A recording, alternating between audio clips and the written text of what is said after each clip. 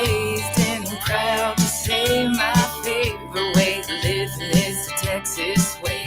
Life throws a beating at your door, we kindly answer, wait for more. Gonna sing it loud, it can't go wrong. Proud to be from Texas, cause we're Texas strong. I'm proud to be from Texas, cause we're Texas strong.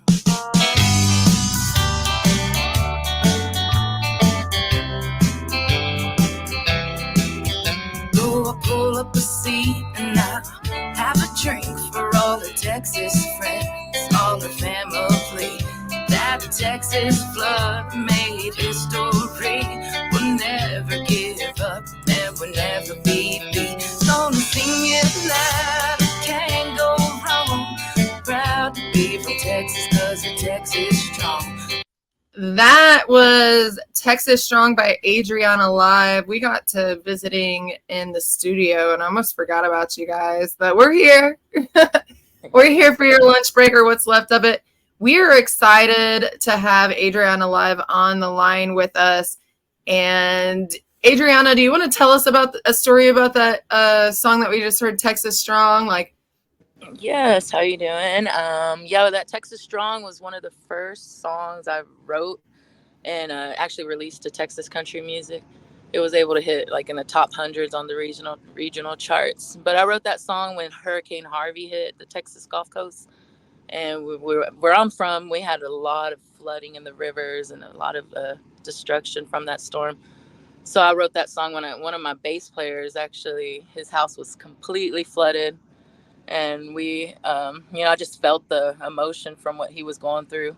And I felt we needed to write a song about it and just get something out there that can like help people get through what they were going through. So that's what that was. Absolutely. I know that I keep saying it over and over. People just think of music and they're like, oh, cool song. But honestly, these songwriters write stuff from their heart. They write stuff that's like weighing on their soul that they feel that the world needs to hear. Things that'll help inspire, things that'll help heal. That's what they're really putting this music out for, is for the public to benefit from it and not just to be entertained by it, but to also relate to it. Entertainment, exactly. Sometimes it truly is something that they got to get off their soul. Exactly. What would you say? I know that, how long have you been performing? I've been performing about over 10 years. We had a bar that we owned, and that was the very first time that I got on the stage, was at our own bar. So we decided to be kind of our own house band.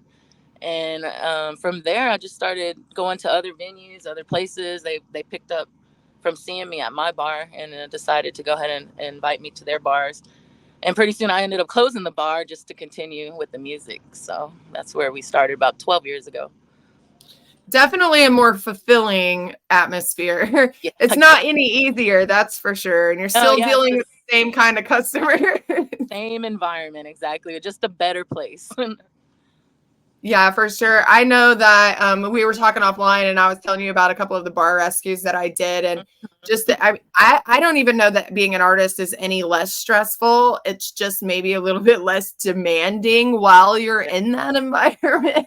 Yes, exactly. You don't have to worry when the bar fights happen. You're just kind of watching instead of getting You involved. Just turn up the volume. Yeah, exactly. Start playing a happy song. That's what we do. No, really. I mean, people need to also realize that, and artists as well, like some artists, like they don't, it's hard to not just go through the motions and because you're doing the same thing at a different place over and over and over again. So it's hard to not just stick to that same playlist or, but they need to understand too that they do really control the atmosphere. So, if you're gigging, make sure that you're not playing 6 sad songs all back to back. Like it's definitely and like we would cover the song Zombie, like by the Cranberries, and somehow that song would pop everyone off. Like I was like, we got to cut back on that song because it was just rocking out, and I guess everybody just would get into their mode. And so yeah, we'd have to cut back, play a little Neon Moon or something, to calm everyone down. So yeah, It you control the environment 100% in the bars. it really is a matrix, and a good performer will take the time to understand that for sure. Um, I know that you just released a new song not long ago. That was The Hard Love Hard to Love to Find. Find. Yeah. That's your newest release. Let's go ahead and listen to a little bit of that. Right.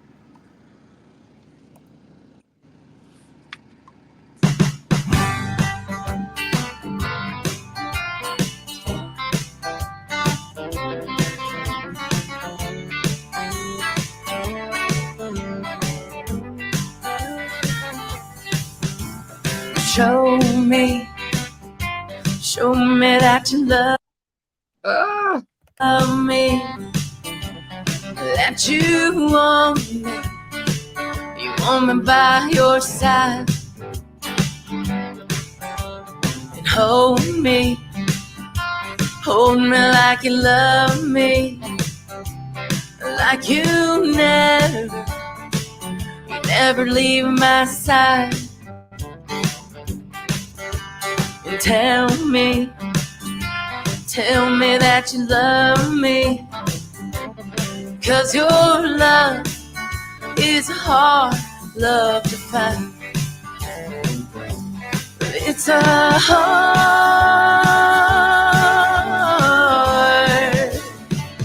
hard love to find. you're going to have to tune into Texas Brew Radio and catch the rest of that song, or find it on your favorite streaming platforms. Who would you say inspired your style as an artist?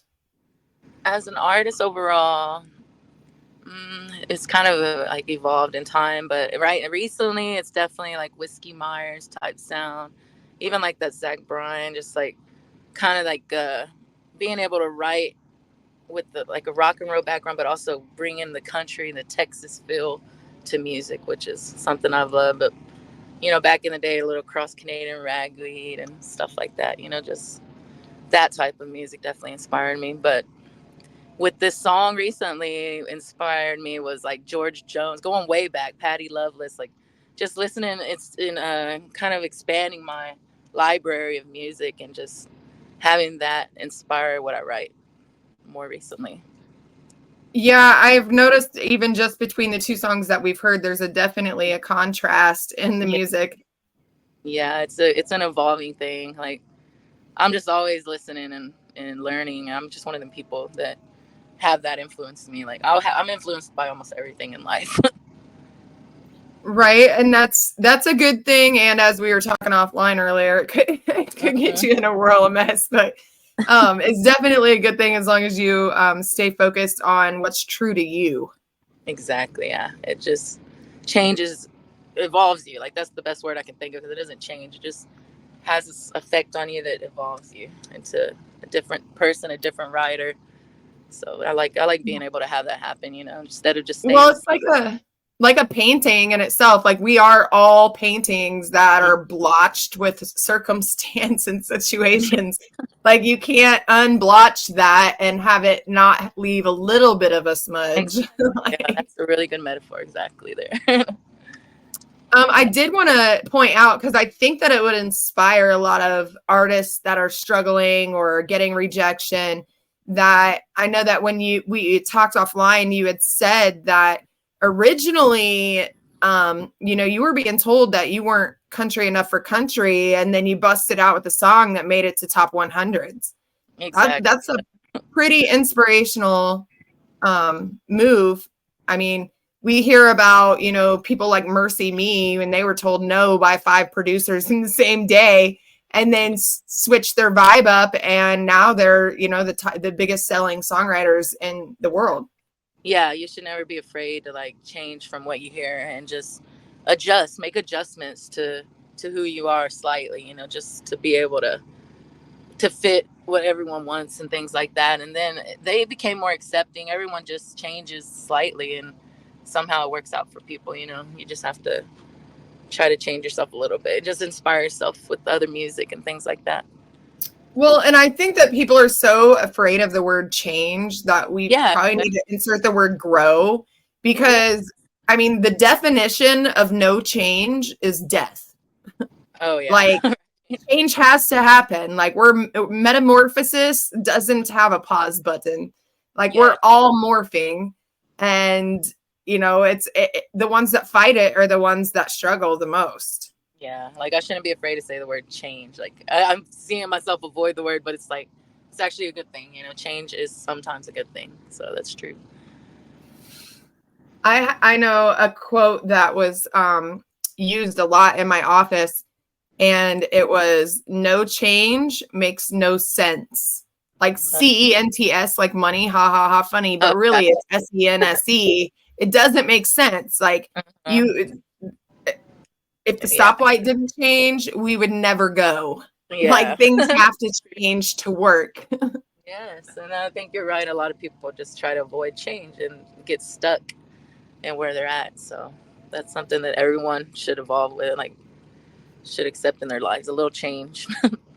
Right. And we're not saying, hey, go from, wearing cowboy boots and a hard and a cowboy hat to Uh-uh. pulling out some emo wear. We're just saying, hey, it's just a little bit of color here, a little bit of color there, and you could have a product that everybody wants off the shelf. Yeah, and that's what I've told people is with the country Texas country music scene is like that. Like sometimes you just have to have a little bit more, and it could be a word in the song, it could be the feel of the song, and just you have maybe even your look, like you're saying, just have it to where you're more accepted in the scene, and then from there, after you release a couple songs, like I was telling you that they actually started accepting more rock vibe songs. After I was already in the scene, so in order to get into it, you kind of have to change a little bit, but then once you're in it they're more accepting with their Well, genre. Texas is a very, very clicky state. Mm-hmm. And so you have, a lot of older people running the Texas music scene, Yeah. which, hold on to that heritage of that Western swing country. And I think that that's why it's been so hard for people who have a different style of country to be accepted as country, because Yes. country's been deemed as the wholesome, godly thing, Mm-hmm. and they don't want to taint their country. And It's changed. It has. Even Texas those, music, everything, it just has a little bit of a change happening to it, and yeah, they're not letting that. Well, I can from experience say that they are slightly letting go of what the past has, but they still have it. Of course, there's a lot of people write Western country songs, real deep in the roots, but they're accepting a little bit more into the scene now, not just ending it there.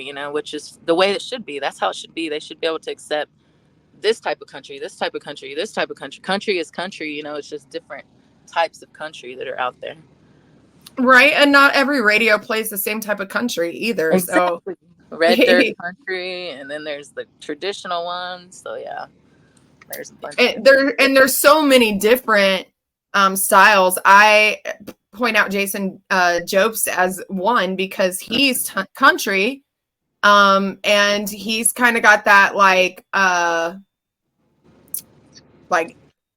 make you want to get up and dance country, but his country, with him being Scottish, has that jig in it too. Oh, nice. Like, you can know that, like, you can tell in the song and him that it's like it's like a jiggy kind of a sound. Like, you definitely want to get up and vibe with it. And yeah, that's so the kind of stuff people shouldn't miss out on. Like, just because he has a different sound a little bit, I want to be able to hear that on Texas radio and stuff, like our stations out there, to accept well, and all I of that. think that that's where a lot of the Texas internet radio comes in, is that, we're not part of the old format, we're part of the new format. And that could be why a lot of things are getting pushed more, is because a lot of stuff is going over to internet radio with so many of them coming on. That's true. That's very true too. So, trying to think of the questions that we usually ask. We talked a lot before we got on. We talked about your inspirations. We talked about how long you've been playing. Where are you performing at next? We're gonna be over there by San Antonio this Friday, at a Texas Pride barbecue.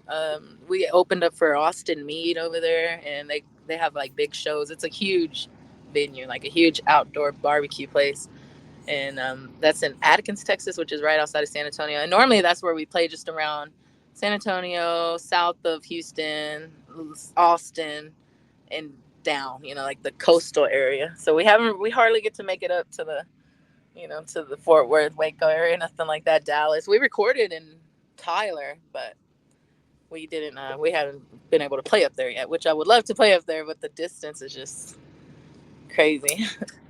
It is especially when they're not properly paying. Like a lot of venues, especially in the summertime with the way the Texas heat is set up down here, that those budgets take a cut. I know, and they're. I mean, of course, you want more locals. It'll be easier, and one day I'm gonna probably just move over there for a little while and try to see how it goes over there. Just right. To try it out. Well, I know that I have a couple of RV parks that are about an hour away. One's an hour west and one's an hour north that we're gonna start trying to do music at, like once a month or something. And but I am excited because that partnership will be able to help our artists out that are going out to that area. If they have a camper or don't mind crashing in a tent, instead of paying $300 to $600 for a hotel room, and that's all you're getting paid to play. I know. If you're lucky to even find a bar that'll pay you that in the stockyards, I'm not even gonna. Exactly, because we played RV parks before. Like we just played an RV park in New Braunfels. And it was we were able to rent a cabin right there for like $175, so it was like so convenient. 2-bedroom cabin. I was like, this is the life right here. We played and then just walked right to our cabin, and it had a big old resort, like one of those big resort RV parks, and those are like our heaven. Or to be able to bring your RV, like you're saying, that's awesome too, just to save money on the hotels. Yeah, for sure. I'm up for collaborating and making things work if they actually work. Like, exactly.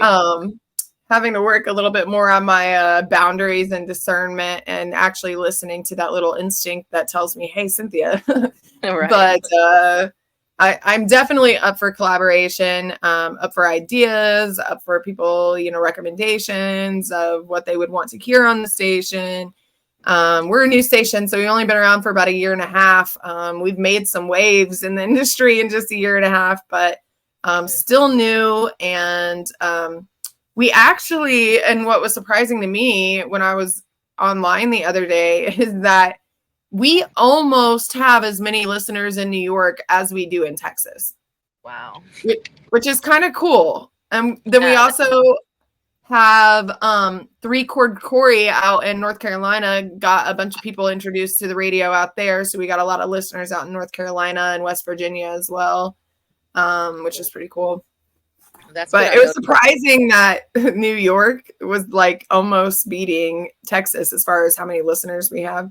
That is cool. That's what I was saying. I mean, we have random listeners throughout the country too that the numbers show you and stuff like that. I'm like, wow, they really like it. Everywhere else too, like almost the same as they do in Texas. Always cool. Yeah, what would you say, like, when you look at your map, where would you say, like, other than Texas, where would you say most of your listeners are from out of? I think it was North Carolina. It was like a weird state. I was like, North Carolina, but it was just like, because we did like one of those pushes where you push we pushed a music video, and man, we were getting we got like over 2,000 or like 1,000 friend requests. It just hit like real quick, and it was like from random states. It was like a bunch of like Iowa, like so random. But I think it was like North Carolina was one of the biggest states that picked up on this type of music. Something in that area, right? They do a lot of country out there.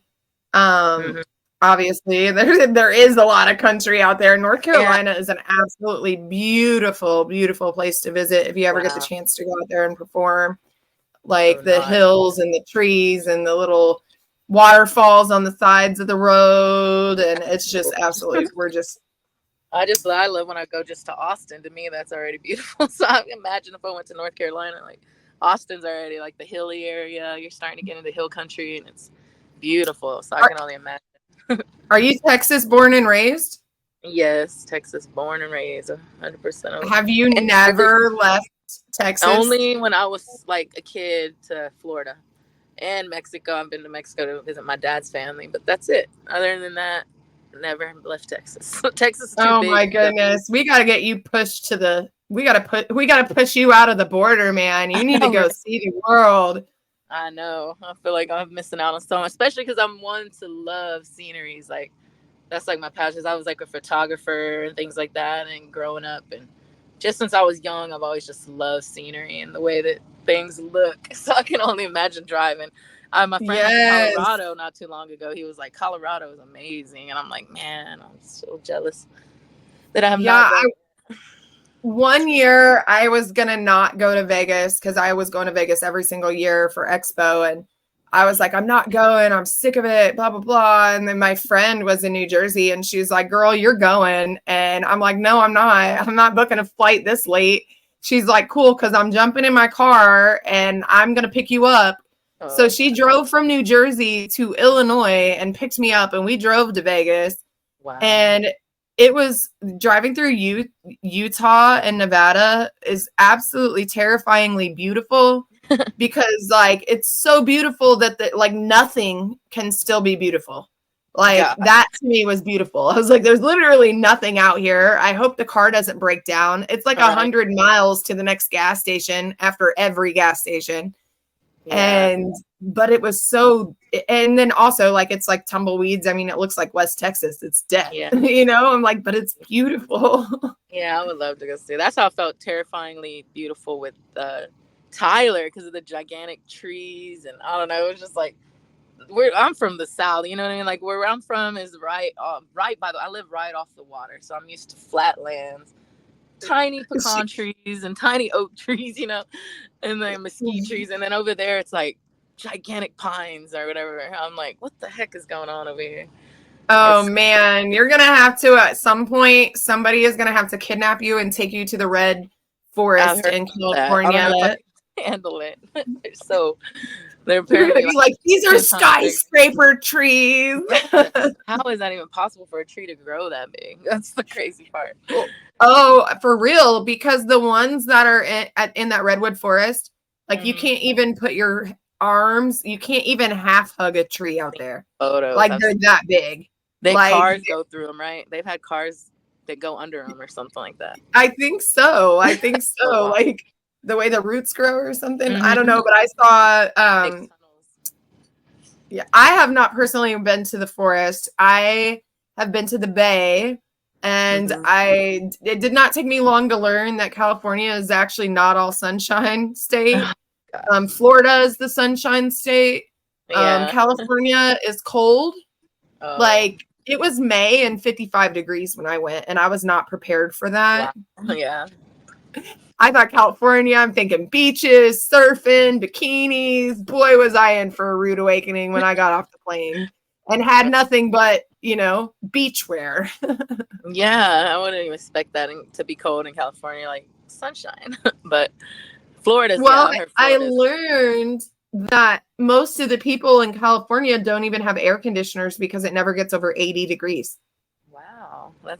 Why'd they come over here then? Why did they come to Texas? I heard a lot that's why most of them are wanting to go back. Yeah, I believe most of the people that have come from California that I've talked to are miserable here. I believe that. I was waiting for that moment because it's like, how are they living in this? Especially Austin. I've lived there for 7 years, and that was like, I don't know. It's a different type of heat than normal heat. It's just so dry and hot. And when I live back to the coast because I was raised in the coast right here on the Texas coast, Gulf Coast. And now that I'm back over here, it's like, I feel so good, like heaven again, because the wind, you know, it's still hot and everything, but the wind. Yeah, but it gets the cool air off of the ocean. Yeah, that's what it is. It has to be, because by the time you get to Austin, it's like, what the hell? It's so hot and dry over here. Like the heat is just intensified over there. Maybe you're higher too. Probably your elevation is a lot higher. Right, because I know that living in Florida, like it was hotter than in Illinois, but it felt not hotter. You know what I mean? Like it definitely felt like the sun was going to burn your skin. Exactly. Just going out into it. But if you were in the shade, you actually felt shade. Exactly. or no. Well, the you're wind good. anyway. Yeah, the wind feels good. You're in a shade. As soon as you walk into the sun, yeah, you feel like an ant just running around on concrete. It's like I gotta get out of here. But the shade is your heaven for sure.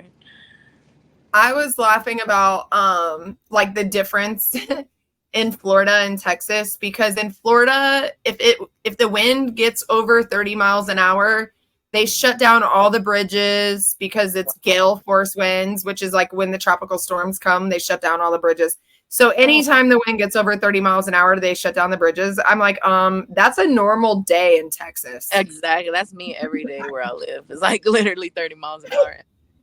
It's like you go out and there are days you wonder if you're going to get blown down the street instead of walking. Yeah, like yesterday we had like so much wind. I'm like, is there a hurricane coming? Like it feels so powerful. And then it was like nothing. It's just the Gulf Coast wind coming in. Like, okay, it is what it is. And then yeah, like the field wind, it gets so windy when you're like in a big open field areas. Man, it's crazy. You can't even live out there with your windows down. I'm surprised that they have not deemed Texas the land of the flying trampolines yet. Sounds right. 100%. Ours almost flew away the other day. So exactly. I saw the weatherman made a post, and it was about it was like, you know, when you can go from, it was like, oh, you like the weather now, wait 10 minutes, it might try to kill you or something like that. No, that is so true. Because that's exactly how it went down. The other day, somebody was videoing like outside, and all of a sudden they call them. I didn't even know this existed, but it's called microbursts. And those. Oh my goodness! Yes, that's all of a sudden everywhere now. We had one the other day, and it flipped a boat in this bay over here. They have a father and a son missing in our bay right now because they got caught in that microburst. And I'm like, where are these things coming from? And it's just 100-mile-per-hour wind out of nowhere. Not a tornado, nothing like that. It's literally when two possible tornado storms collide, it pushes it down instead of around. We had that happen. Actually, Lance Battalion was playing here in Wichita Falls. They asked me to come out to their show. We pulled in, and I walked up to their tour bus. And my boyfriend was like, oh, man, look at that storm. It's so beautiful. It's going to be awesome pictures. There's going to be lightning behind your backdrop. That's going to be gnarly. And I'm like, yeah, that's two wall clouds stacked on top of each other. God. I've never seen that. Like, I've seen a wall cloud, but I've never seen, and actually I think there was three. It looked like an Oreo cookie of clouds in the sky. And I was like, that storm looks dangerous, actually. And the guys are playing outside, so it looks like ruined equipment to me, not a pretty backdrop. And then the band manager was like, no, it's supposed to go around us. It's going to be fine. And I'm like, well, do you at least have tarps and trash bags and everything in case it's not fine? And they're like, no, we'll be all right. Blah, blah, blah, blah. 10 minutes later, hey, Cynthia, can you see if the owner has trash bags and tarps?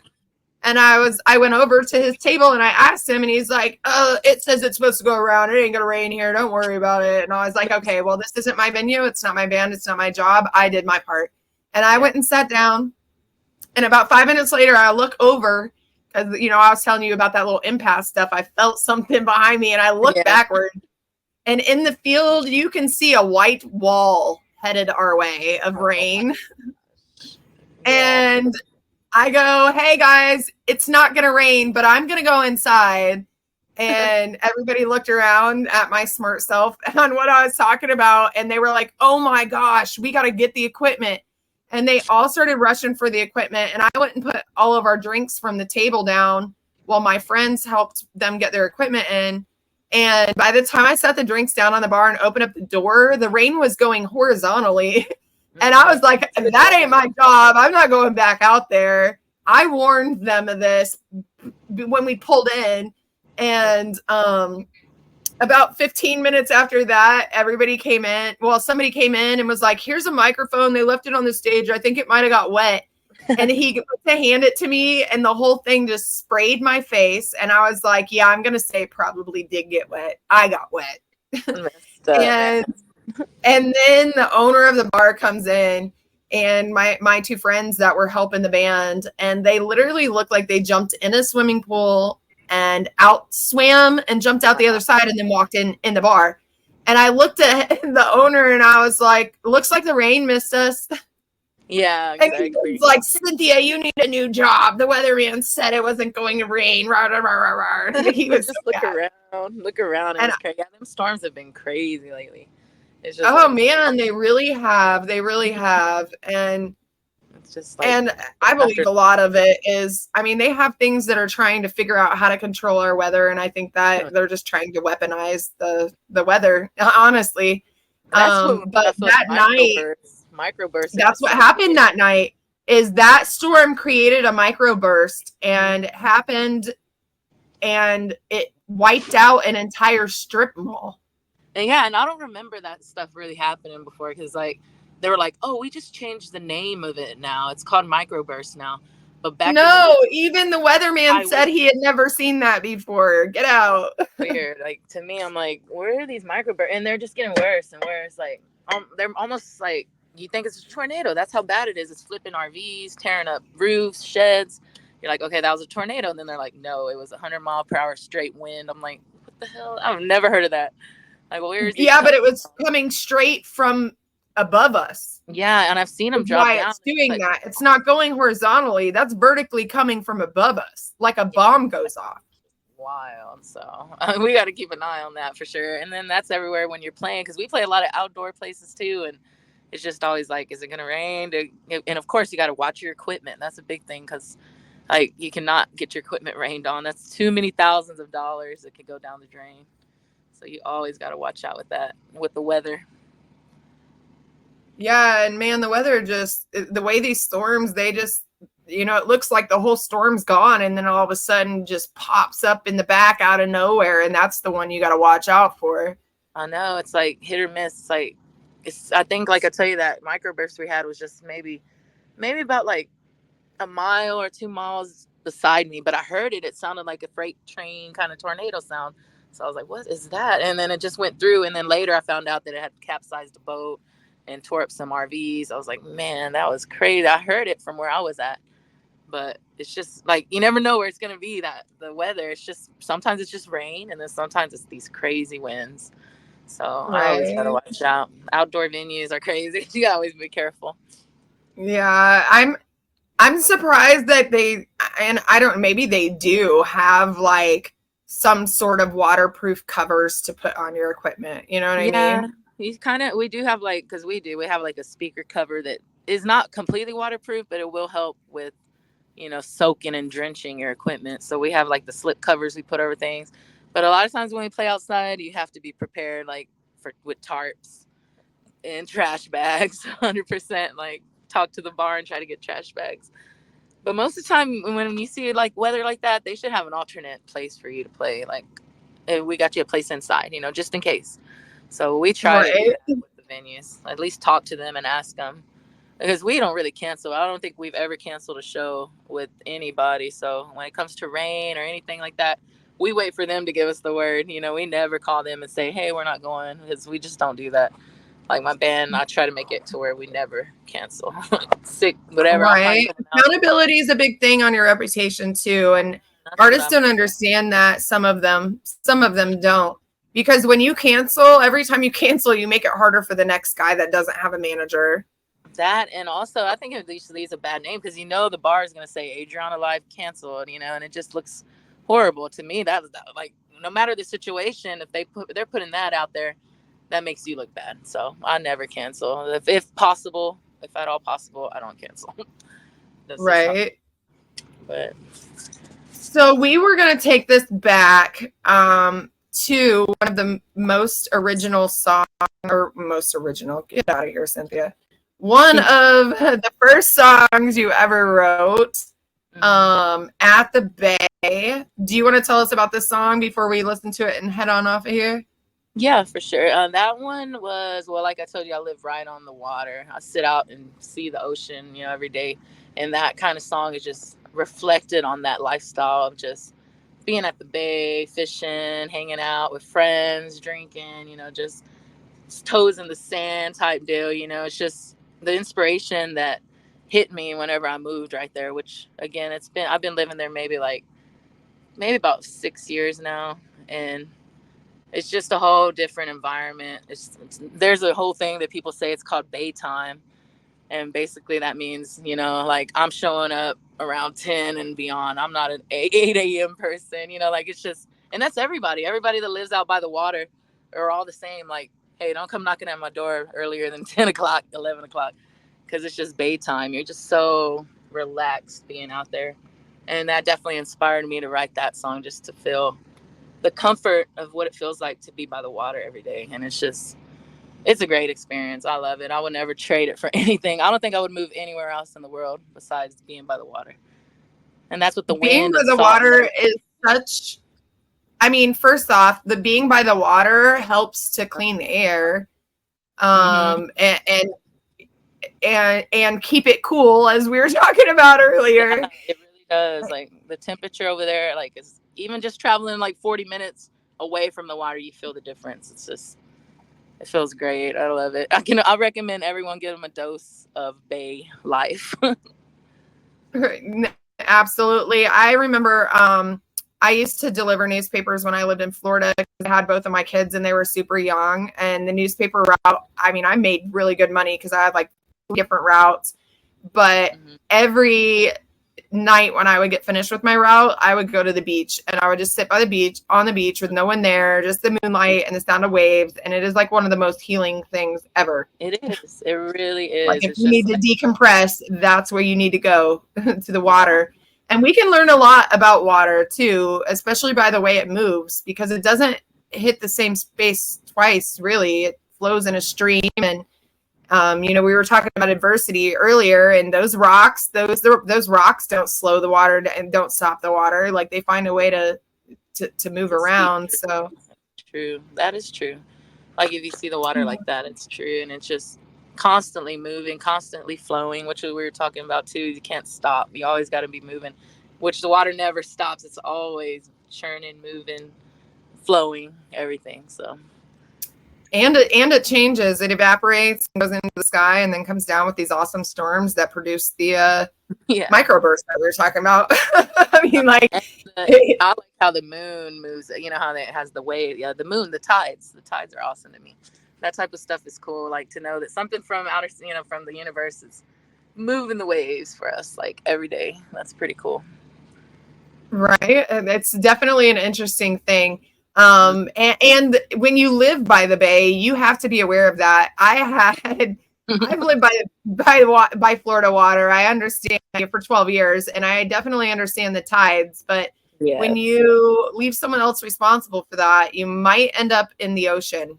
Like I was on a tour down. Oh gosh, where the heck were we? We were in Florida, Mhm. and I don't remember where, down the Tampa Clearwater area, and we we were between. So I had like 3 different venues that I had to tour at, and so we did the first one, and then we were changing our sleeping location for the second 2, and the people weren't home yet, so we just went down to the Intercoastal and parked along the edge of the water. And then I didn't think anything of it because I thought, with all these people out here, surely they wouldn't let us just sleep in the truck until the water consumed us. But I'll be darned if we didn't wake Yeah. up and the dry area was about 10 foot in front of the truck. Yeah. I've seen that happen a lot of times, so don't feel bad. And where we're from too, Matagorda Beach or whatever, everybody parks and stays the night, camps out, and you'll see there's a whole page dedicated to it, the Matagorda County Recovery Team, and they'll go over there and save people that are stuck in the water like that from parking by the bay. There've been people in trailers, RVs. Like you'd be surprised, like how many people have done that. So don't feel bad at all. Oh, it was crazy. And he's like almost 7 foot tall, and I'm sleeping in Wow. the passenger seat in the front, and he's in the back, and he's like, just get in there and drive it out. And I grabbed the Not thing in happening. 4-wheel, and I hit the gas, and I felt us sink, and I was like, no, I Yeah, am there's not no, gonna be responsible for this happening. No. And it was absolutely hilarious trying to watch some 7-foot tall individual climb from the back seat to the front seat because they couldn't get out of the truck because we were in the middle of the ocean. Oh Lord, yeah, that's how it happens. I can imagine. But he put it in and just drove us straight out. It was surprising. That's wild. I didn't even think you could drive out of that. That's just crazy. That was luck. That was God. Yeah. It was something. That was like, it wasn't working for me. That's for sure. You got Like picked we up were and moved. thinking. Well, after all those awesome stories about being by the bay and being aware of your surroundings while you're by the bay, we're going to go ahead and listen to the song and let y'all get back to work.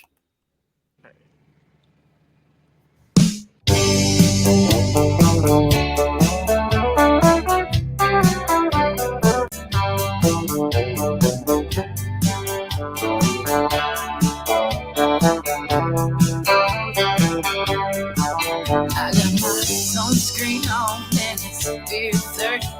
The boss man done let us out early. The weekend's here and it's Friday night. Gonna get the party started right. I took a ride down Highway 35. Feeling good, feeling alive. Got the wind blowing in my hair. Not a worry, not a care. 'Cause at the bay, hey, you gotta stay. Ain't no way, no way. I'm leaving here today. Got some time, got some beer, and the good friends I have here at the bay. Hey, you gotta stay.